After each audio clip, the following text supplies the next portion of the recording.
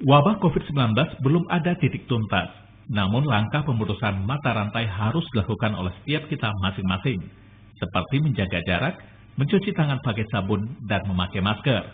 Namun pada sarana pendidikan dengan tidak ada tatap muka, maka peran guru berbasis digital sangat diperlukan.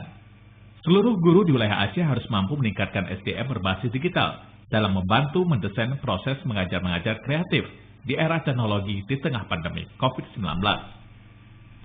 Ketua Persatuan Guru Indonesia Aceh Barat Hussein Syah mengatakan, di era teknologi dan peran guru harus mampu berkembang dan berinovasi, mendesain proses mengajar yang penuh kreatif pada siswa belajar sekolah, agar para siswa-siswi belajar dapat menyerap materi ilmu pendidikan dengan baik yang diajarkan oleh masing-masing guru studi. Jadi guru itu sudah dipacu dengan pembelajaran TIK, sehingga yang sebelumnya tidak mengerti Zoom, tidak mengerti membuka IT, tapi dengan berkat pembelajaran jarak jauh, sehingga guru itu tetap harus dituntut terus dalam mengembangkan kemampuan IT. Selain itu, pihaknya juga terus melakukan koordinasi aktif dengan unsur-unsur terkait untuk memajukan SDM para guru sebagai pahlawan tanpa tanda jasa dalam mencerdaskan generasi pendidikan di wilayah Aceh.